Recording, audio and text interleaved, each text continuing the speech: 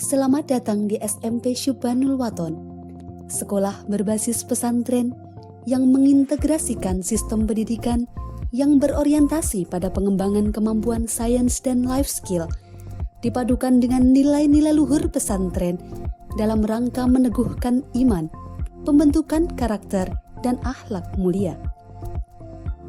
Terletak di kaki Gunung Merbabu dan berada di dalam komplek Pondok Pesantren Api Asri Tegalrejo Magelang, sehingga tercipta suasana belajar mengajar yang kondusif. SMP Syubbanul Waton menyandang predikat akreditasi A, berdiri pada tahun 2009 dengan mengusung visi membentuk peserta didik yang religius, terampil, dan unggul dalam prestasi.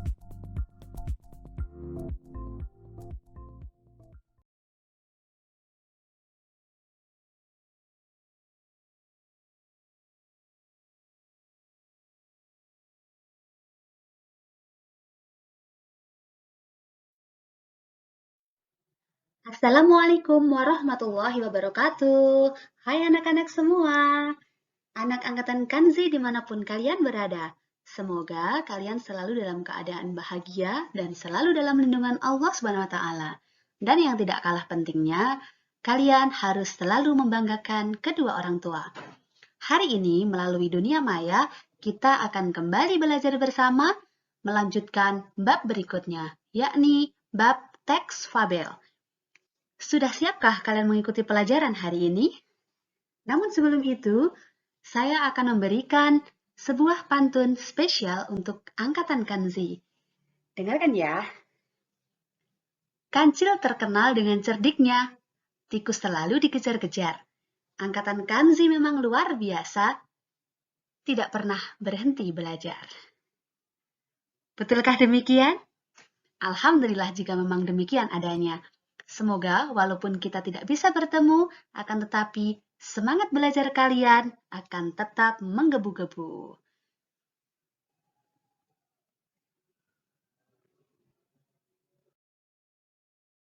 Nah, anak-anak semua, pada bab teks fabel ini ada 4 kompetensi dasar yang harus kalian kuasai, seperti pada bab-bab sebelumnya.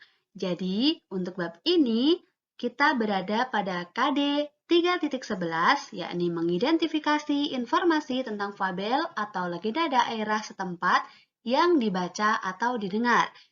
Yang kedua, 4.11, menceritakan kembali isi fabel atau legenda daerah setempat yang dibaca atau didengar. Kemudian, KD 3.12, menelaah struktur dan kebahasaan fabel atau legenda daerah setempat yang dibaca atau didengar. Dan yang terakhir, kalian harus bisa memerankan isi fabel atau legenda daerah setempat yang dibaca atau didengar. Nah, kira-kira dari kalian semuanya, siapa yang belum pernah membaca fabel? Saya yakin semua pasti sudah pernah. Mengapa sih tadi saya memberikan pantun dengan adanya tokoh kelinci, tikus, lalu pada tampilan kali ini background-nya juga background hewan. Ada apa ya? Kira-kira apa sih pengertian fabel itu? Yuk kita intip pengertian fabel.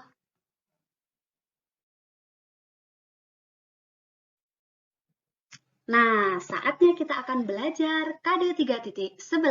Nanti kita akan mengetahui pengertian fabel, unsur-unsurnya, karena di dalam KD ini kita akan mengidentifikasi informasi tentang fabel atau legenda daerah setempat yang dibaca atau didengar.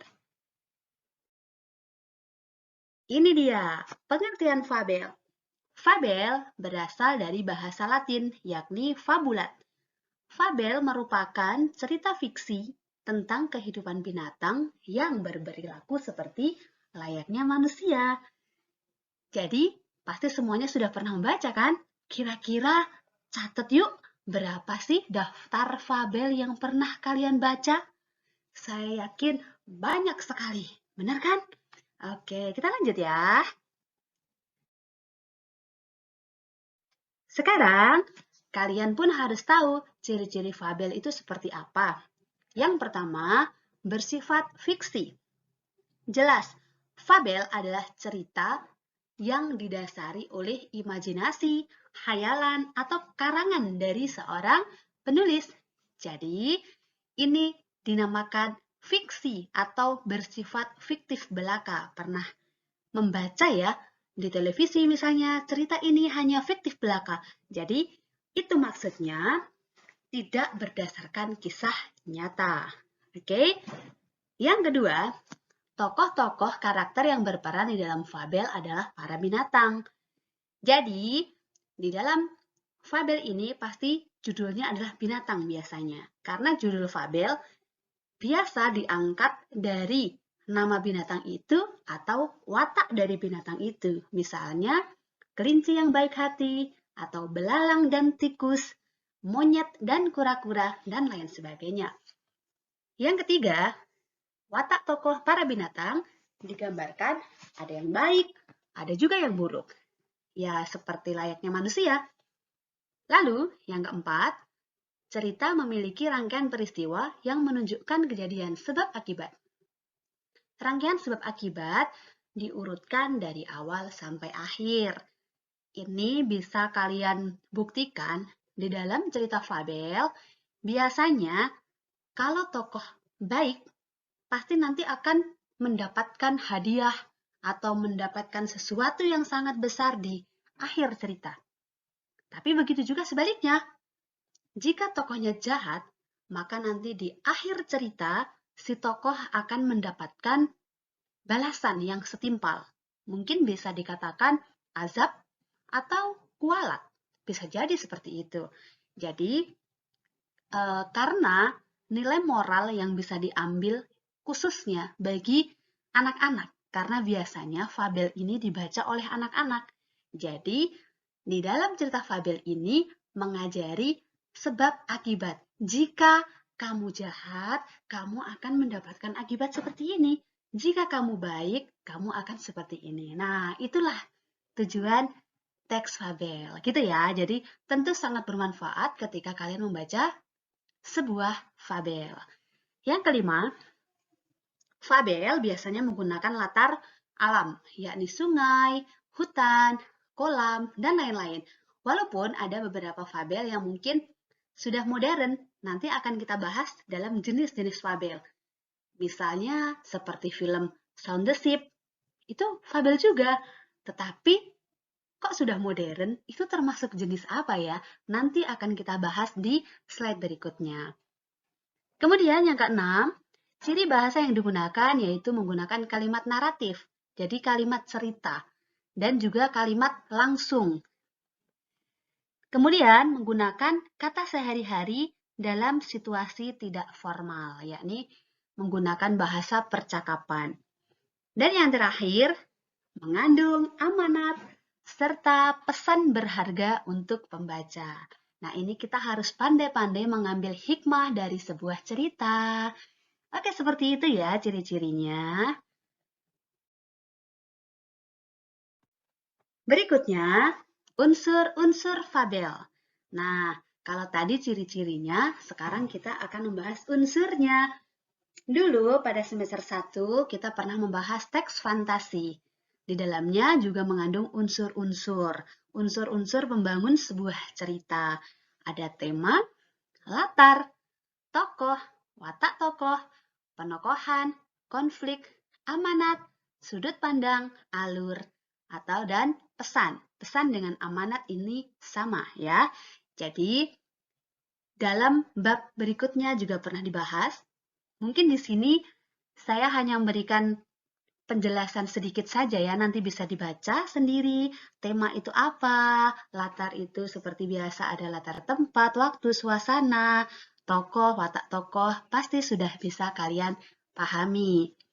Kita lanjut ya. Nah, ini tadi yang yang sempat saya katakan kalau ada jenis fabel. Misal, yang pertama berdasarkan penggunaan latar dan pemberian wataknya. Fabel dibagi menjadi dua, yakni fabel alami, dan fabel adaptasi. Kalau fabel alami, itu fabel yang menyandarkan sifat-sifat tokoh sesuai dengan karakter aslinya. Misalnya, serigala rakus, tikus juga rakus. Kemudian ular licik misalnya, kura-kura lambat. Nah, kupu-kupu itu cantik, indah, dan lain-lain. Itu digambarkan sama seperti watak pada dunia nyata. Itu namanya fabel alami. Kemudian, untuk latar tempatnya juga sama. Layaknya binatang-binatang, maka binatang hidupnya biasanya di hutan, di pinggir sungai, dan lain-lain. Sedangkan yang kedua, itu ada fabel adaptasi. Nah, ini menyandarkan sifat tokoh berbeda dengan aslinya. Misalnya, kura-kura nakal sedang mengemudi mobil di jalan raya. Kancil memiliki rumah mewah, kemudian di dalam rumah ada fasilitas yang sangat lengkap. Misalnya juga tadi seperti Shaun the Sheep. Kartun Shaun the Sheep itu juga fabel, tetapi termasuk ke dalam jenis fabel adaptasi. Jadi tidak melulu hidup di hutan, tetapi mereka seakan-akan hidup bermasyarakat, punya rumah, punya fasilitas, mobil, dan lain-lain. Kemudian, berdasarkan kemunculan pesan, fabel dibagi menjadi dua juga. Yang pertama, fabel koda, yakni fabel yang menampilkan pesan secara jelas atau secara tertulis pada akhir cerita. Jadi, langsung semacam amanatnya. Misalnya, tokohnya mengalami penyesalan, kemudian di bawah sendiri kita tidak boleh melakukan hal yang akan membuat kita menyesal. Tentu hal itu akan membuat kita ini dan itu. Nah, jadi dicantumkan di bagian akhir cerita, semacam pesan atau amanat yang ditulis langsung. Nah, yang kedua, fabel tanpa koda, yaitu fabel yang tidak menampilkan pesan secara eksplisit di akhir cerita, melainkan tersimpan secara implisit atau tersirat di dalam cerita. Jadi, pengarang tidak menuliskan amanat langsung di akhir cerita, tetapi kalian atau kita sebagai pembaca bisa mengambil sendiri. Oh, ini karena rakus, dia kemudian hanyut di sungai. Nah, makanya kita bisa mengambil hikmahnya sendiri. Berarti sebagai manusia kita tidak boleh rakus supaya kita tidak mendapatkan azab dari Allah. Seperti itu kurang lebihnya, ya.